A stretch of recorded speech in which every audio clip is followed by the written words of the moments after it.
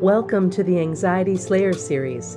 Our mission is to assist you with creating more peace and tranquility in your life through anxiety release exercises and supportive tools created to slay your anxiety.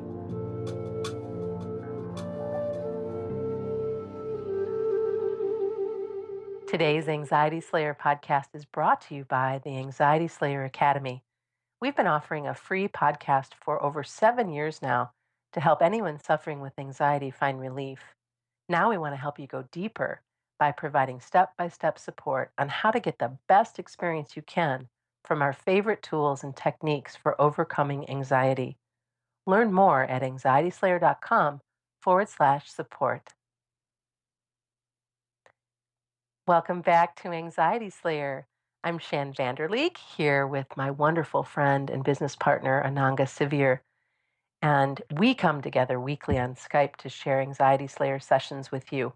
We like to answer listener questions from our inbox and Facebook page, and we often mix up a potent blend of coaching, Ayurveda, storytelling, guided relaxations, EFT tapping, and so much more. And today, we wanted to record just a short podcast about how you can support yourself during the holidays, and we're titling it 5 Tips for Slaying Your Anxiety Over the Holidays that we know that you'll find supportive and helpful. Welcome back, Ananga. Hi, Shan. I'm so glad we're together today to talk about this very important reminder about how we can survive the holidays, which I know sounds a little bit dramatic, but I know for some people, especially those who might be feeling a little bit of anxiety around the social events that come with the holidays, this is the perfect time for us to help them address what they can do about it. Yeah, I think that one thing that really can affect anxiety sufferers at this time of year is there's a lot of expectation, social expectation that we can find uncomfortable. So when you feel that expectation, how do you deflect it? How do you work through it? My first thing is to make sure I've got the things that I treasure and value in place that help me feel like me, help me feel nourished and comfortable. So I'd have some good reading, I think, for me is the first thing. Whoever I'm visiting and wherever I am, the opportunity to sneak off with a book for 10 minutes or to shift into a different space. I remember over the last Christmas holidays visiting my family, I took myself off into a bedroom and just sat and meditated for 10 minutes, and it just really gave me some calm and space. I think just keeping in touch with the things that keep me feeling calm and settled within myself. I think that's really a great idea. And to know that it's okay, that that is something that if you need that, take that time. It's not that much time at all to excuse yourself and be gone for just a few minutes. Yeah, I think it's really important to just keep the little practices in place that help you feel calm and centered, and if you're feeling stressed, it's okay to pop even to a bathroom for 5 minutes and do some tapping, do some deep breathing, just keep in touch with the things that really help. One of the things that help me a great deal, especially if I'm traveling for a holiday event or I'm going to be, gone for an entire day and evening, is the amount of time I give myself to prepare before I even leave the house.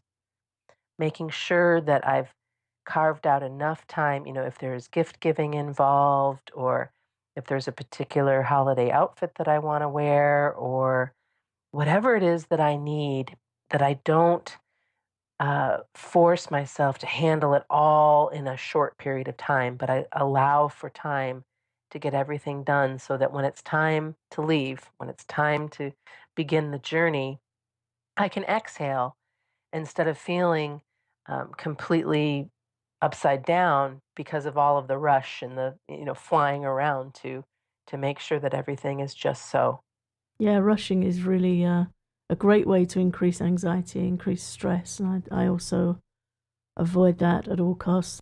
I'd rather do some prepping the night before or just acknowledge that that's how that day is going to be and just get things steadily in place and just plod through it as the day goes on, like yourself, start getting some things together and just allowing time. I think another thing that we need to be mindful of over the holidays is how we nourish ourselves.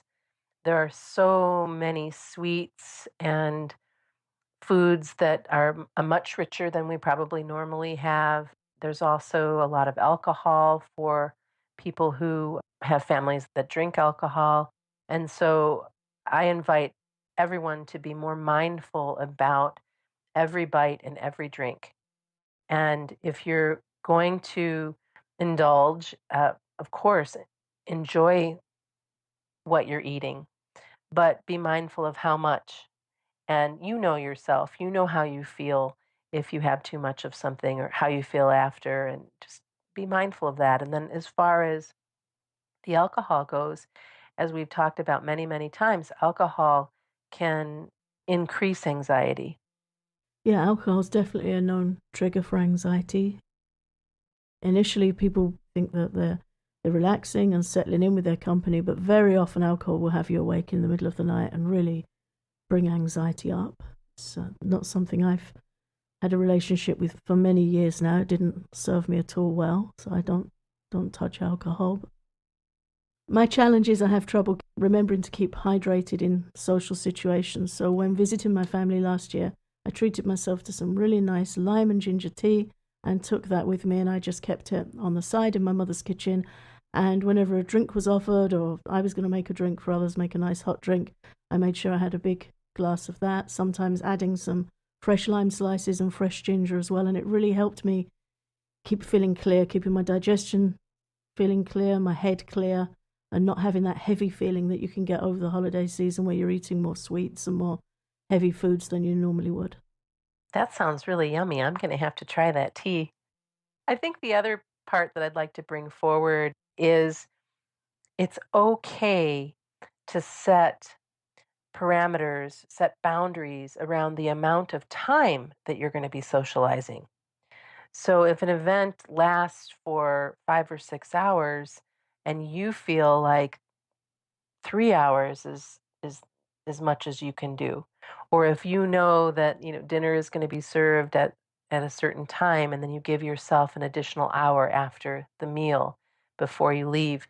Sometimes having those boundaries set and just knowing, or if you're traveling with your partner or your wife or husband, or however that looks, that there's an agreement ahead of time, then you can really exhale and know that, okay, even though I might be feeling a little bit of anxiety right now around this social event, I'm going to be here for so many hours and I'm prepared.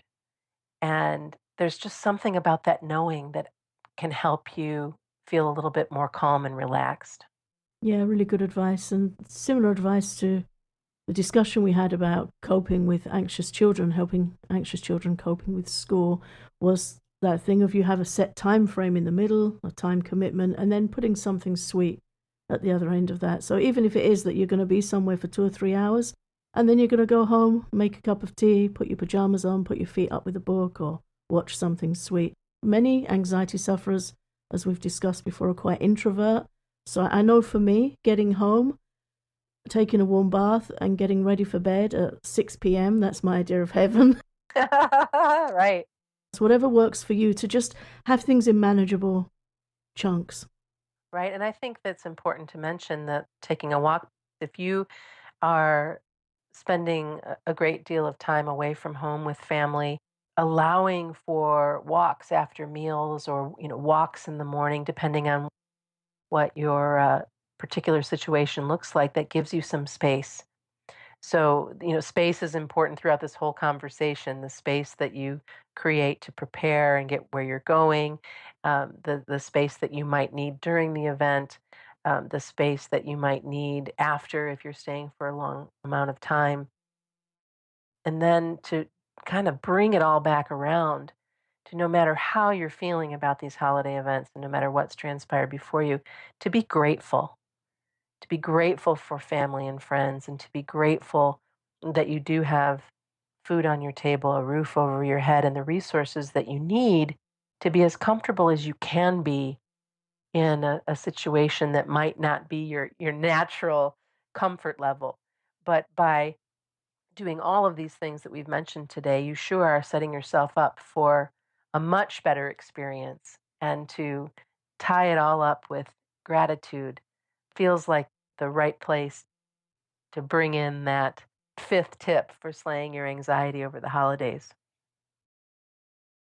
Thank you for listening to Anxiety Slayer. We wish you the happiest of holidays and hope that this podcast has been supportive. Anxiety Slayer has been offering a free podcast for more than 6 years. Now we want to help you go deeper by providing step-by-step support on getting the best experience from our favorite tools and techniques for overcoming anxiety. Are you ready to take action against your anxiety? Enroll in the Anxiety Slayer Academy now, and you can get started today. Visit anxietyslayer.com/support.